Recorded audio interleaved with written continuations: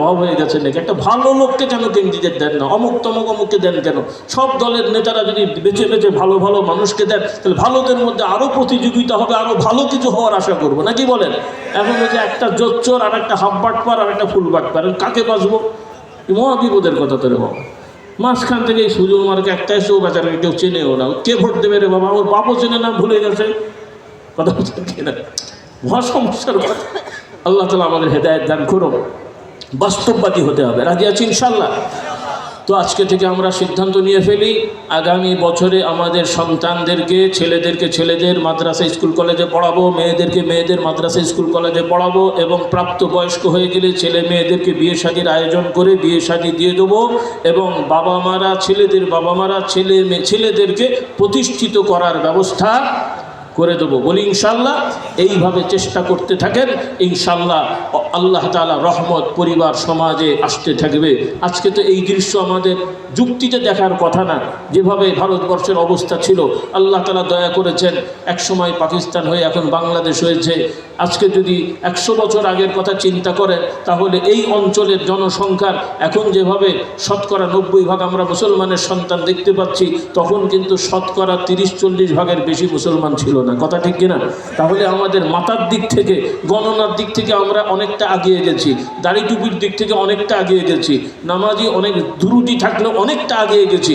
বাকি যেই ত্রুটিগুলো আছে, আমরা এখন থেকে মেহনত করতে পারলে ইনশাআল্লাহ সেই ত্রুটিগুলো আমাদের মুক্ত হয়ে যাবে, এবং সমাজটা একটা শান্তির সমাজ ইনশাআল্লাহ আমরা আশা করতে পারি।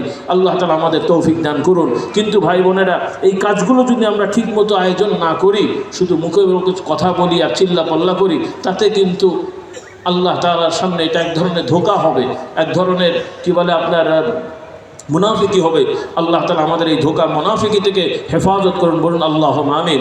আমাদের ভাই বোন যুবকদেরকে আল্লাহ তাআলা হেফাজত করুন, বলুন আল্লাহুম্মা আমিন। তো যাই হোক, আল্লাহ তাআলা কবুল করুন। আমি এই মসজিদের সূচনায় এসেছিলাম, যখন এটা ফিনিশিং হয়নি, কেবল মোটামুটি শুরু হয়েছে।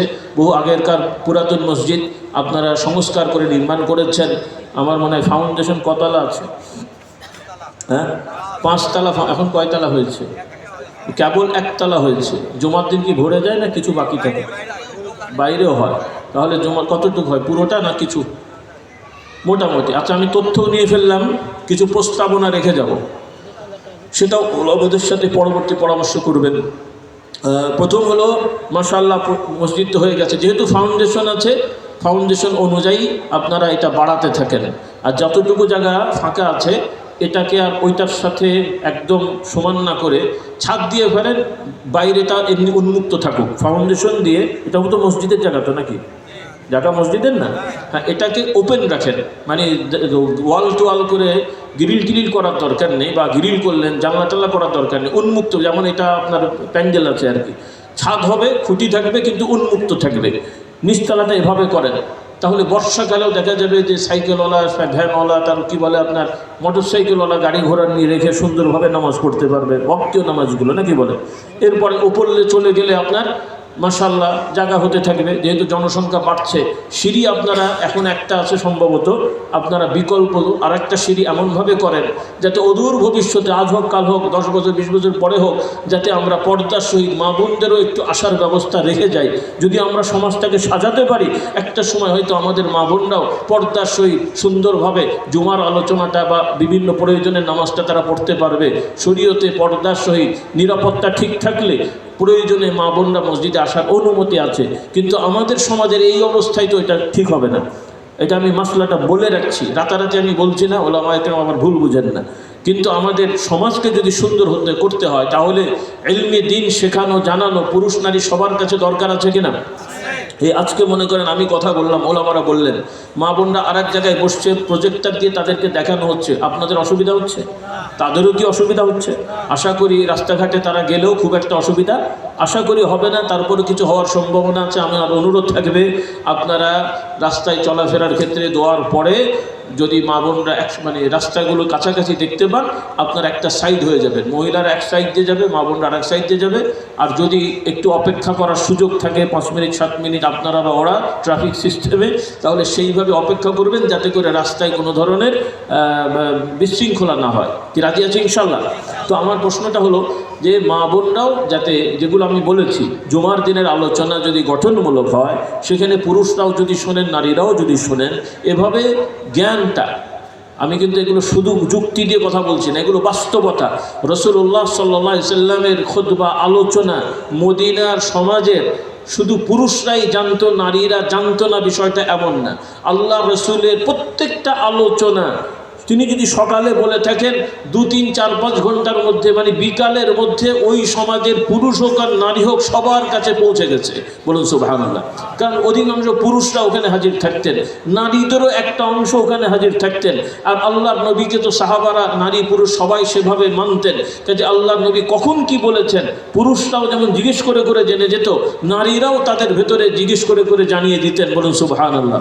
কিন্তু আমাদের সমাজের, আপনি 30 বছর ধরে পীরের দরবারে যাচ্ছেন, হুজুরের কাছে যাচ্ছেন, আলেমের কাছে যাচ্ছেন, কি শিখলেন? আপনার বউ কিন্তু কিছুই জানে না। কি ভুল বলছি আমি? তাহলে কেমন করে হবে বলেন দেখি? সেজন্যে আমাদের মা বোনদের কাছেও এই ওয়াজ নসিহত, নিয়মিত আলোচনা শোনার ব্যবস্থাটা করা, সেটা ওদের ভবিষ্যতে হবে। তো মাশাআল্লাহ এই মসজিদের নির্মাণ হবে। রুমাল ছাড়বো নাকি?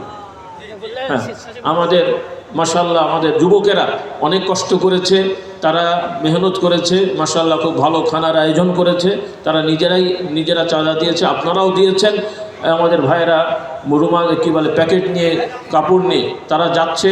মা মহিলাদের ওখানে আছে, মা বোনদের ওখানেও যে সকল মেয়েরা আপনারা দায়িত্বশীল আছেন, আপনারাও এই ব্যাগগুলো নিয়ে মা বোনদের কাছে যান, সবাই শরীক হবেন, এটা তো উপস্থিত। আর আমার অনুরোধ থাকবে কমিটির ভাইয়েরা যদি সিদ্ধান্ত নেন, যেহেতু এটা 5 তলা ফাউন্ডেশন আছে, কয়তলা?